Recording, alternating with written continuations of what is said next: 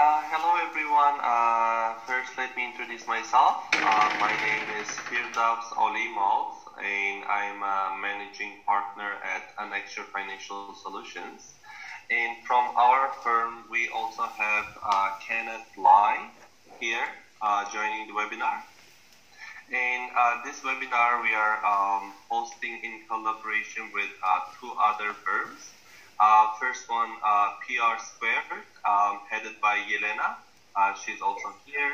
And also, we also have SBC, and the representative from SBC, Rudy and Urs, are on this webinar as well. So, yeah, I just wanted to share the plan for today. So, while I'm presenting, I'm gonna mute the participants, and when we are having Q&A session, then I can unmute all, and we can discuss about each question and answer. And in the meantime, when I'm presenting, if someone has a question, actually there is a raise hand function here, so you can also interrupt me during the presentation and ask a question anytime.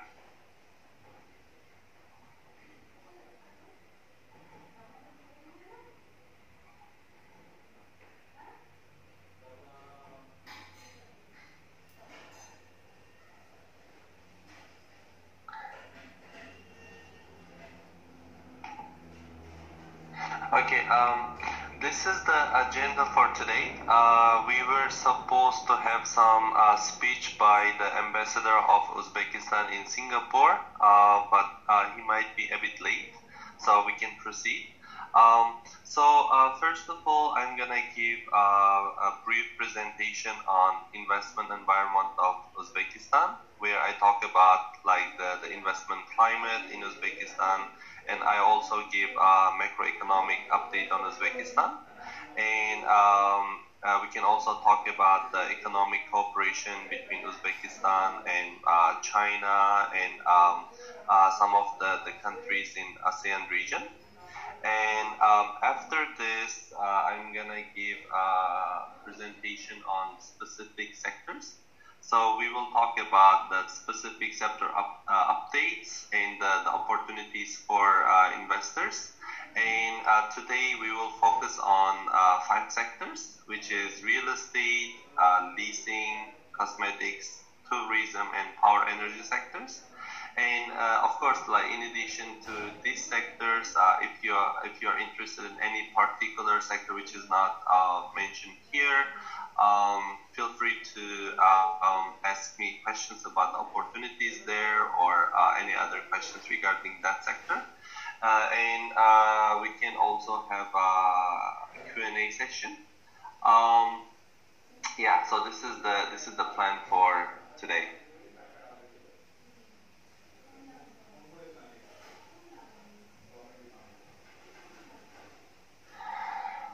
Okay, so let's start talking about the investment environment of Uzbekistan. Uzbekistan is investment friendly for several reasons, but here we mention some of the main reasons that we thought. The first reason is FDI is part of the government's 5-year strategy. So similar to China or let's say Kazakhstan or some countries, Uzbekistan government also has a 5-year strategy. And the strategy of Uzbekistan government during 2017 and 2021 includes several points, such as state and public institution improvement or supremacy of rule of law, and etc. And one of the priorities of the 5-year strategy is economic development and liberalization. And under this economic development and liberalization, we can see this kind of details. The first one is stable foreign exchange rate. And on this part, government already reformed the foreign exchange market back in 2017 September, and I would say government did it successfully because Uzbekistan used to have dual exchange rates. One was official rate, and another is the black market rate. So now the government unified those rates and reform this market. And since the market reform in 2017 September, foreign exchange has been quite stable, and the FX even appreciated despite the forex volatilities that we are experiencing in several emerging and frontier markets, such as Turkish lira or Russian ruble, or even the currencies of big economies like China. It also depreciated a lot due to the trade war. So despite this volatilities around the world, the local currency has been quite stable for the past 1 year. So this we could say is the successful reform by the government. And another point is the modernization of economy. So of course, this is another big topic. The Uzbekistan government is reforming each and every part of the economy, and some of the reforms could be like the change in tax policy or privatization of many state-owned companies, and etc. So this could be another topic for future. So we are not going to spend too much time on this. And technology development, yes, so government is trying to bring modern technology in, let's say, manufacturing, or also in services industry. For example, in financial sectors, government is planning to develop fintech. And also recently government legalized cryptocurrencies, and also passed the law to develop blockchain. So these are the activities of the government for technology development. And as you can see, the FDI promotion and improvement of investment climate is another priority for the government. And private property protection mechanism, tax system improvement, and improvement of banking system and financial markets are also priorities for Uzbekistan government. So another effort by Uzbekistan government to improve the business or investment climate is to improve its ranking in doing business report by the World Bank.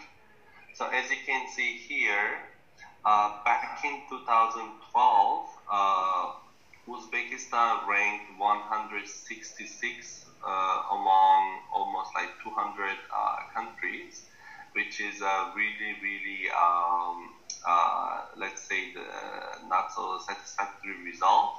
But starting from the reforms, 2016, government significantly improved in the rankings. And now government's ranking is 74 in 2018. Of course, the ranking 74 is also not a very good result, but from this chart, what I would like to show is government made significant improvements after the new government came to the office. And government's target is to reach top 20 by 2022. And yeah, so rankings on doing business is also could be broken down into several categories. And from this chart, we can see that government should still do a lot of work on dealing with construction permits or trading across the borders. But some of the indicators, such as starting a new business, is quite attractive, and I can we can see significant improvements. And one example that I can give from my own example is that when I was in Uzbekistan to establish the Uzbekistan subsidiary of Financial Solutions, I experienced this myself. So to set up a company, it only took 2 days, where, let's say in China, from my experience, it takes like 2 to 3 weeks. In Hong Kong, I think it also takes 1 to 2 weeks. So that is a big improvement. Even to open a bank account, it only took a half a day in Uzbekistan, whereas in China, let's say it takes around like 2 to 3 weeks. In Hong Kong, well, for the startups, it's quite difficult these days, and it could easily take more than 1 month. And yeah, so speaking of the FX trend that we were discussing earlier. So the local currency was liberalized back in September 2017, and you can see that time it was around 8,100.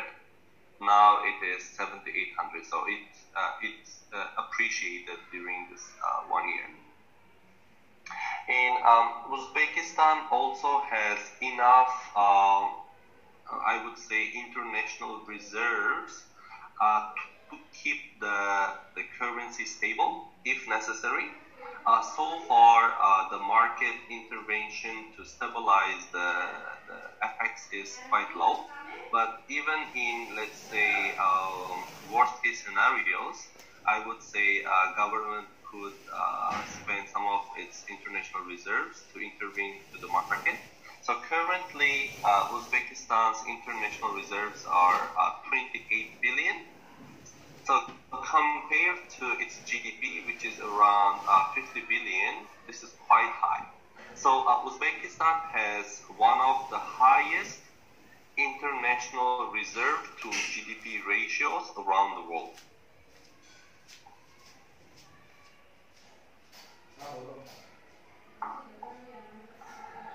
And yeah, so now we talked about the first part, foreign investor friendly business environment, and second part is political and economic stability. So if we talk about the political stability first, since new government came to the office, the president was elected, he reshuffled almost all the people at key government offices, and now his position is quite stable, and also his rating within the country and also among the countries which are the strategic partners with Uzbekistan is quite high. So because of these reasons, I believe that political situation is stable and will stay stable in near future. And if we talk about the economic stability, our economy is quite diversified, and we are not reliant on specific part of the economy, just like, let's say, Russia and Kazakhstan being reliant on, let's say, oil price. So because of these reasons, if there are, let's say, unexpected shocks in certain parts of the economy, we don't get affected too much. And that's the reason why Uzbekistan economy has been growing around 7% per year for the past 10 years. And it is expected to grow around 5 to 6% for the next 2 to 3 years. And the third reason is the large accessible market if you do business in Uzbekistan. So some people, when they are considering whether to enter Uzbekistan or not, looking at the Uzbekistan market or population only, they think that market is not that big. Uzbekistan has population of about 33 million. So for some, let's say, companies, it could be okay, but for some companies, let's say from China or let's say from Indonesia and etc. So this might not look so attractive. But one thing we need to consider is Uzbekistan has a free trade agreement with CIS countries, and let me go to the slide. So Uzbekistan has a free trade agreement with CIS countries. So if we include the countries from those countries, then total market access size is about 280 million people. And on top of that, if we also add the population of Afghanistan, which is a neighboring country to Uzbekistan, then actually the potential market size could be quite big.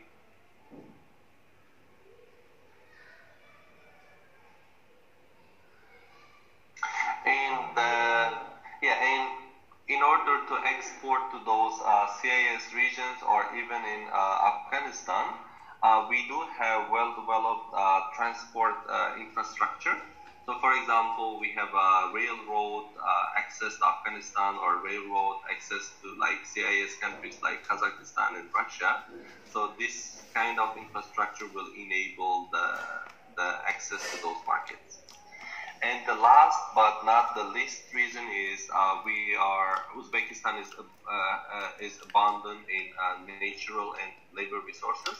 So among the natural resources, we are rich in gold reserves, uranium, and gas, and oil, and other resources. And in terms of labor resources, let me move to another slide.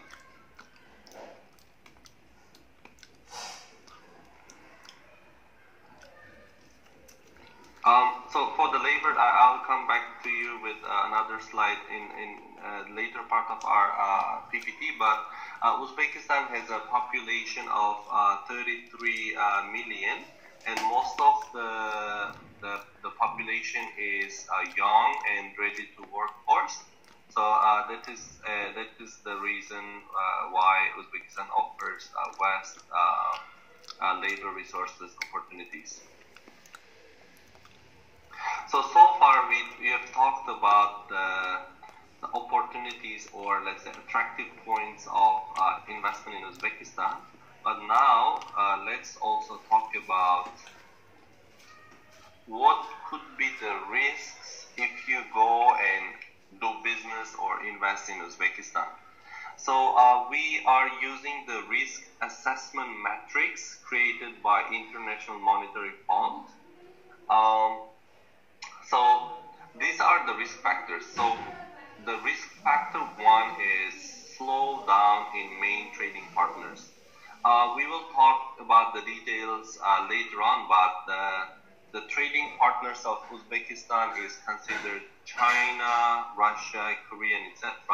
So if we see a slowdown in one of these countries, then it could have an impact on Uzbekistan economy. So the example is after the oil price slump after 2014 till let's say 2017, Russian economy struggled and the Russian ruble depreciated a lot. So which was a big shock to Uzbekistan. So that is one example, and this could be the risk factor. And according to the opinion by IMF, in the short to mid term, the likelihood is low to medium. And another risk factor is lower commodity prices, because Uzbekistan is rich in natural resources like gold, natural gas, or cotton, and we do export this commodity. So if the price of the commodities goes down in the future, then Uzbekistan might experience economic slowdown. The third one is increased regional conflict or security risks. So this one in short to medium term, it's considered low because new government, our president, Mirziyoyev, he established a very good relationship with all four neighboring countries in Central Asia, as well as he is also setting up a good relationship with Afghanistan, and we also have strategic partnership with Russia and China. So in the midterm as well as in the long term, we don't see this kind of regional conflict.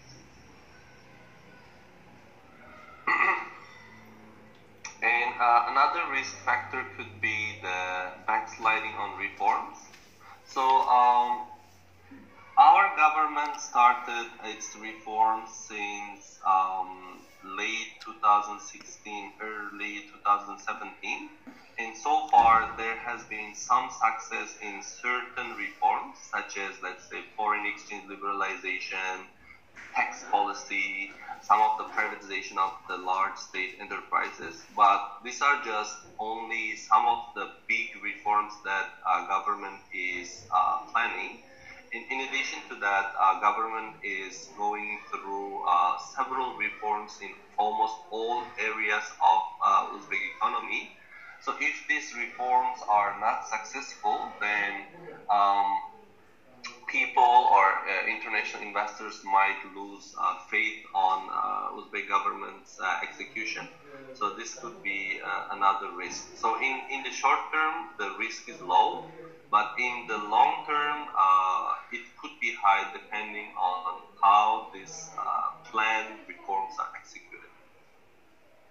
And there are also other factors such as need to recapitalize state banks, which is considered medium, and bank credit concentration by funding and capital gap, and revenue decline as the state enterprise become less profitable. So these risk factors are, the likelihood is medium in the short term as well as long term.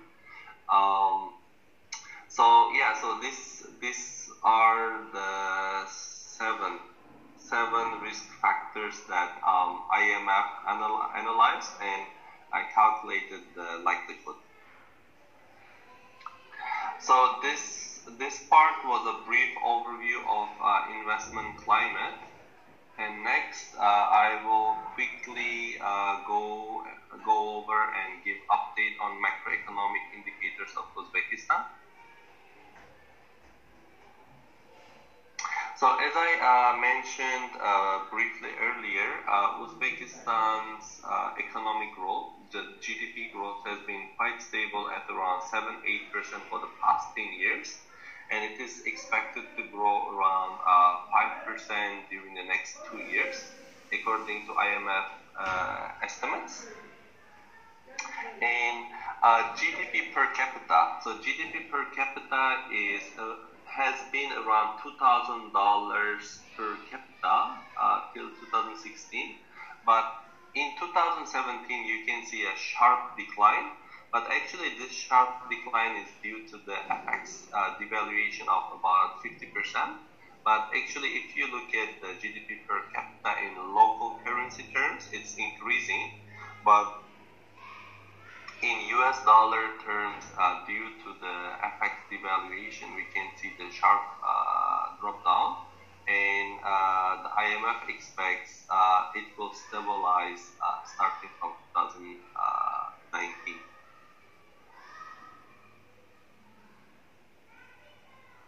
So now I would like to give a very quick overview of the breakdown of GDP, or in other words, how Uzbekistan economy generates money.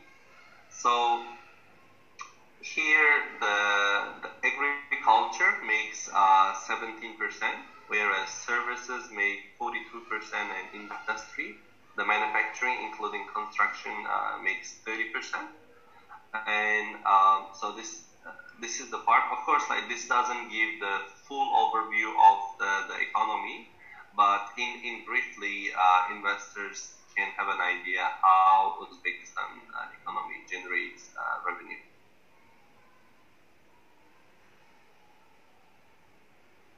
And here I would like to give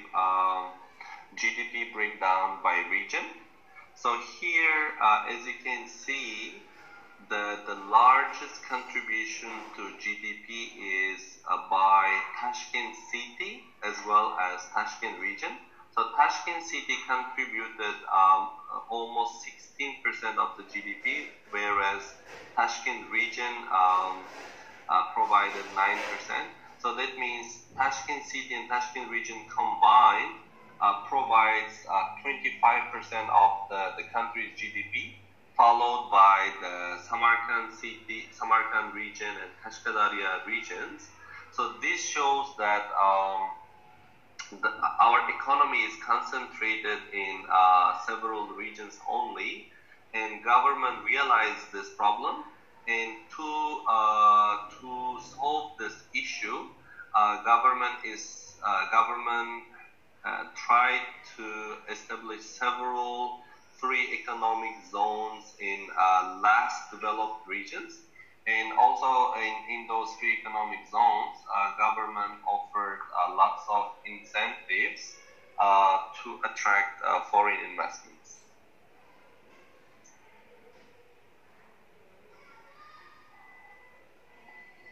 Right. Now I would like to give a brief overview on the inflation. So inflation has been quite stable in Uzbekistan at around 8% till 2017 because the market was mostly closed and most of the monetary policy was closely regulated by the government. But after the market FX liberalization in September 2017, the inflation shot up. And it's mostly because of the higher import prices. So the imported products became much higher because the currency rate became much higher. And so in 2017 and 2018, the inflation is quite high. And another reason is that government also loosened the monetary policy a lot because government wanted to boost economic growth. But after this 2 years of high inflation, we expect that inflation should keep declining and stabilize starting from 2019. And already, even in this year, we can already see inflation started declining. So if in January 2019, if inflation was 2.7%, in May it was 0.8%, and in June we even experienced deflation.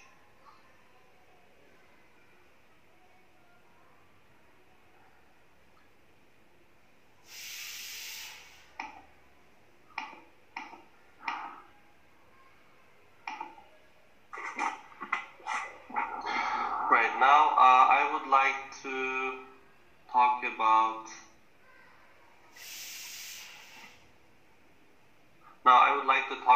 The public debt of Uzbekistan.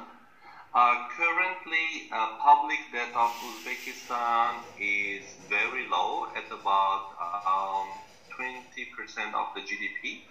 The reason being is that government did not borrow too much till now, but this shows that government has a huge potential to increase the borrowings to boost the economic growth, and that is why this year government is planning to obtain sovereign rating and issue sovereign bond.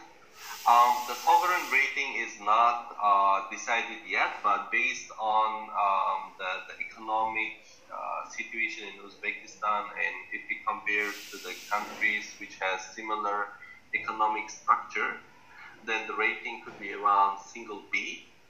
And the sovereign bond side is also not decided, but based on our discussions with the experts in Uzbekistan, the size could be around 1 billion for the initial issue, and eventually they can increase it if necessary.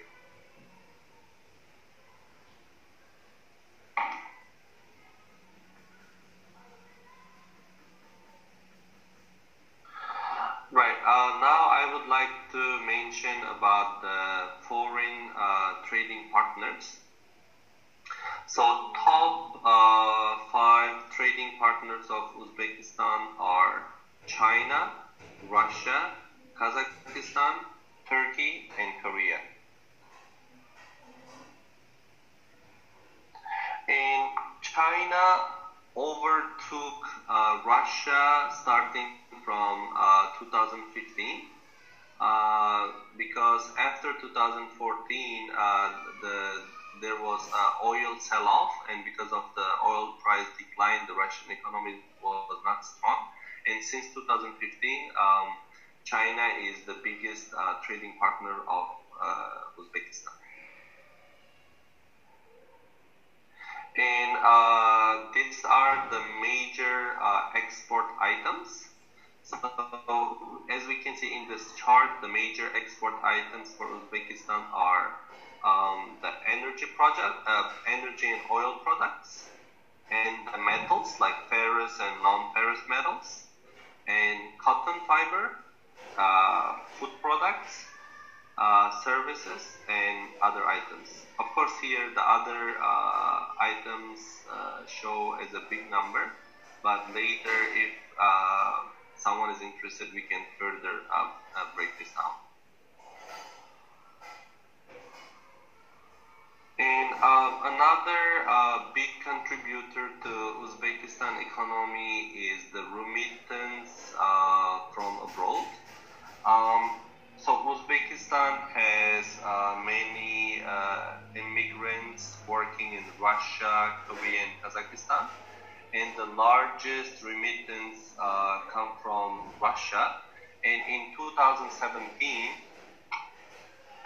it was around 2.7 billion. Actually, when oil prices was high and Russian economy was much strong, actually the remittance was around 5-6 billion per year.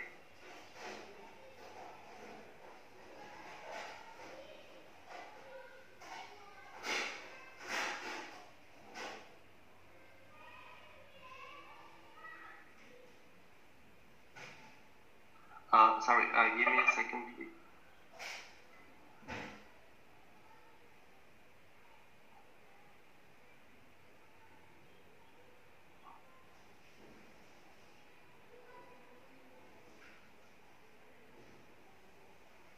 Right. So during the first half of 2018, total remittance to Uzbekistan was 2.3 billion.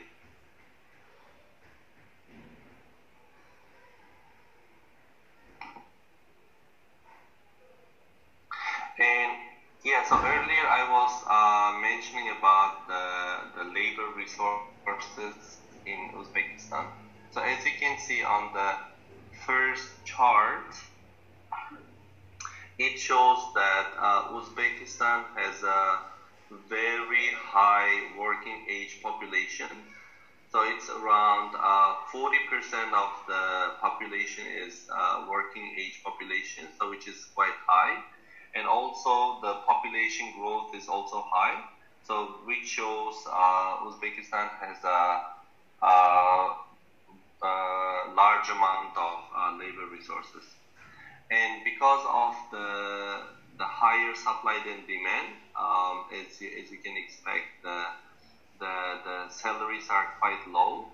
So here in 2018, the average salary in Uzbekistan is about 1.7 million, so which is roughly $220 per month, which is quite low.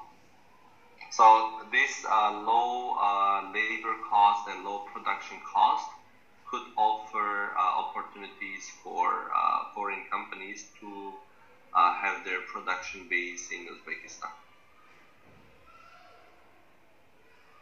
And this is just a quick summary of what we have discussed so far.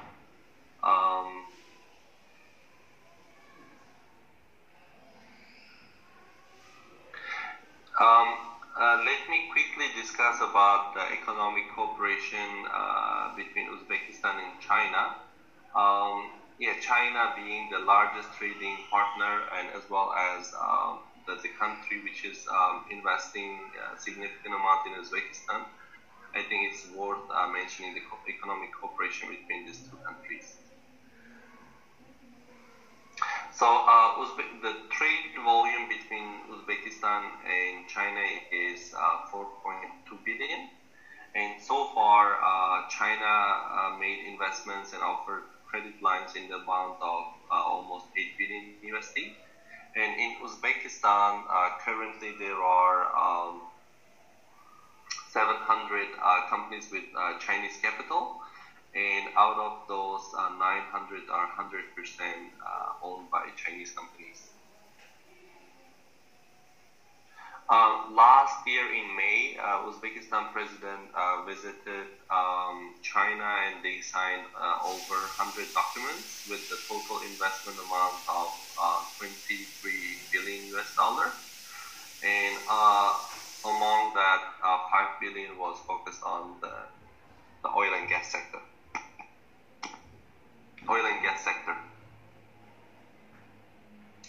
And also, Uzbekistan is an important part of One Belt, One Road initiative because of its location. That's one of the reasons why China has good relationship with Uzbekistan. And back in 2016, Chinese company built a railway in Uzbekistan, so which is a small part of the big link between China and Europe. So later on, the railway which was built in Uzbekistan could be connected to the bigger railway link which connects China to Europe.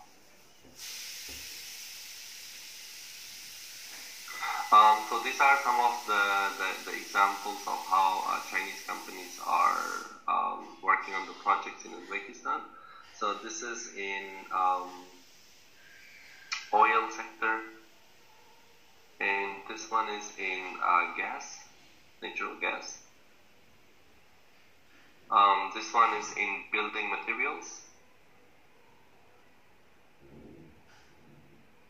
Yeah, this one is in pipe. And yeah, another building materials, the production of cement.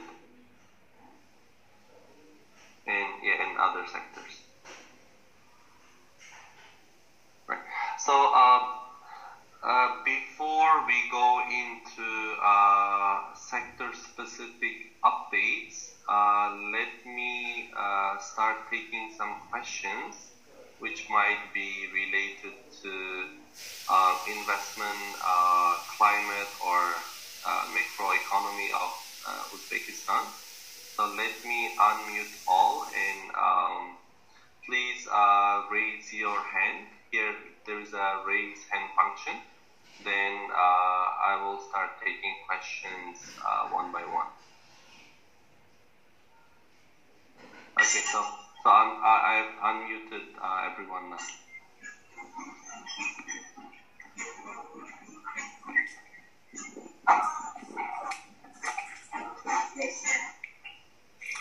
Hi there, this is Chong from Singapore. Can you hear me? Hi Chong, yes, I can hear you well. Yeah, thank you for joining the webinar. Okay, one question I have, alright? Sure. There are many countries of Central Asia, right? You have Kazakhstan, Uzbekistan, and whatnot. How does Uzbekistan compare with the rest of the countries, especially Kazakhstan, as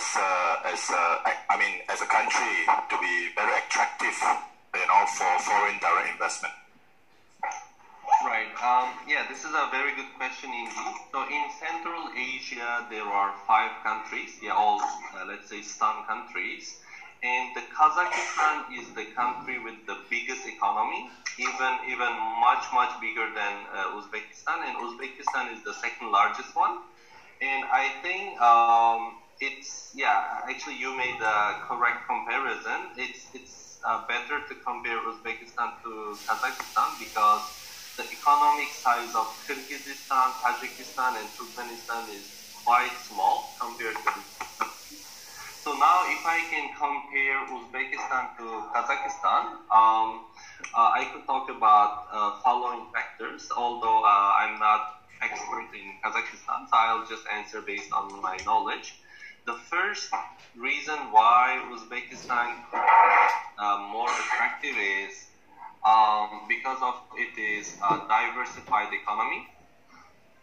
So as I mentioned earlier, Kazakhstan economy is a lot reliant on oil and gas and other minerals. So Kazakhstan economy performs well when oil prices are high. But if the oil prices are low, then the country goes through an economic slowdown. So which could be a big risk to the investors because it's very difficult to control, or it's very difficult to predict what would be the oil price, let's say next 5 years or 10 years. But on the other hand, Uzbekistan economy is much more diversified. So we have a lot more diversified manufacturing base. For example, we produce, let's say, textile or let's say building materials. And also in terms of commodities, we are a lot more diversified, such as, let's say, gold, let's say the natural gas, the uranium, or other ferrous and non-ferrous metals. So yeah, the first reason is the diversification. And another reason is return on investment. So compared to Kazakhstan in general, the return on investment should be higher in Uzbekistan because access to capital in Uzbekistan is much more limited compared to Kazakhstan. So Kazakhstan opened its market much earlier compared to Uzbekistan.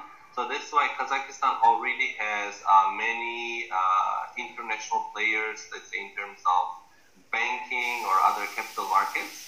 So that is why the companies which operate in Kazakhstan, they have access to wider capital sources, funding sources. So because of these reasons, because of the limited access to capital, the returns that investors can expect in Uzbekistan could be higher. And the third reason could be the reforms that Uzbekistan is going through. So because of the new government and the reforms in each and every sector, government is offering a lot more incentives and preferences for foreign investment compared to Kazakhstan. Of course, like we could compare on a case by cases. But I think because of the initiatives by this new government in Uzbekistan, Uzbekistan might have more incentives for foreign investors.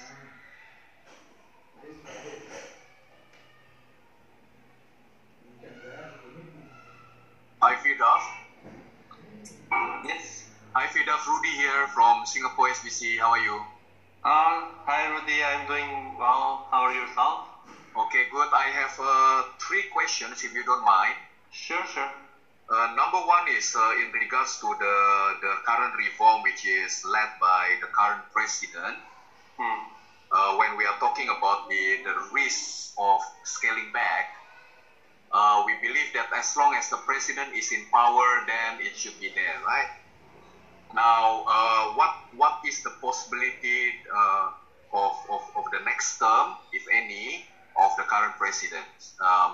If yes, how long is the expectation? This is the question number one in regards to the stability of the current reform. Number two is if you can share how much is actually the corporate income tax, and maybe a brief on how it is compared to Kazakhstan, for instance. Number three, if we were to earn income in Uzbekistan, how easy is this money can be transferred out from Uzbekistan? Thank you. Hi, Rudy. Actually, these are very relevant questions, and some of the questions are among the most frequently questions asked to us by our investor community. So let me answer your questions one by one. So first, about the political stability, and also like the risk of backsliding from the reforms. So the president term is 5 years. So our current president was elected at the end of 2016. That means the next election would be in 2021. But based on his policy, market liberalization policy, and